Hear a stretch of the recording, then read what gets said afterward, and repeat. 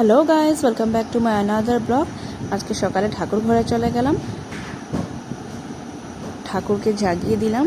আর এই দেখুন, ঠাকুর ঘরে যেতেই দেখি এতগুলো কালো ছোট ছোট পিঁপড়ে। কেন জানি এত পিঁপড়ে এখানে। আর টাইলসের ঘরে কি হয়, ছোট ছোট পিঁপড়েগুলোতে পিঁপড়ের চক দিলেও এখানে দাগ বসে না। সেটা নিয়ে হচ্ছে বাড়ির সমস্যা। ঠাকুর ঘরে কিছু প্রসাদ রাখা যায় না, সব কালো পিঁপড়ে এসে সেটার উপরে বসে যায়। তো এখন বাজে 7:50। আপনাদেরকে আজকে বাইরের দৃশ্যটা দেখে দেখুন, আকাশ পুরো পরিষ্কার, ভালো লাগছে দেখতে। কিন্তু ভালো লাগলে কি হবে, সেই রোদের তাপ।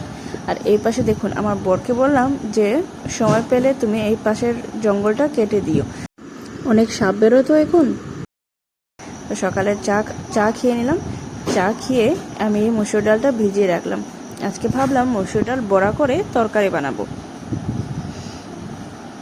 সবজি টবজি সব কেটে রাখা, মসুর ডাল পেস্ট করা, সেটাতে পেঁয়াজ আর নুন দিয়ে দিলাম। মসুর ডালটা বড়া করে নেব, ভালো করে বড়া করে আলু দিয়ে তরকারি করব। আলুটা অল্প ভাজা ভাজা। আর এই পাশে আমি ঝিঙ্গে দিয়ে আলু দিয়ে বানাবো মাছের ঝোল। এই আলুটা হয়ে গেছে, জলটা টকবক করে ফুটলে তারপর আমি বড়া দিয়ে দেব। তার পাশে দেখি ঝিঙ্গাটাও হয়ে গেছে। এই দেখুন, টকবক করে ফুটছে, বড়াগুলো দিয়ে দিলাম। আমার মসুর ডাল বড়া করা তরকারি রেডি। আর এই পাশে দেখুন মাছটাও হয়ে গেল আমার। আর আজকে ভাবলাম এই যে এই দুটো র্যাকটা আছে, এটা পরিষ্কার করবো, অনেক জাম লেগে আছে এটাতে। জায়গার জিনিস জায়গায় রাখা নেই, তো তাড়াহুড়োর মাঝে এই পাশেটা ওই পাশে রেখে দিই। দেখি তো গিয়ে অভি কি করছে। অভি এখানে দেখি মার্বেল দিয়ে খেলছে।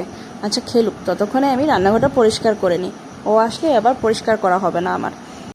র্যাকগুলো আমার পরিষ্কার করা হয়ে গেল। সন্ধ্যেতে খেয়ে নিলাম চা, সিঙ্গারা, অভি আর আমি। তো চলুন, আমার ব্লগসটা এখানেই শেষ করছি। ভালো থাকবেন, সুস্থ থাকবেন, আমার ব্লগস দেখবেন। Bye bye.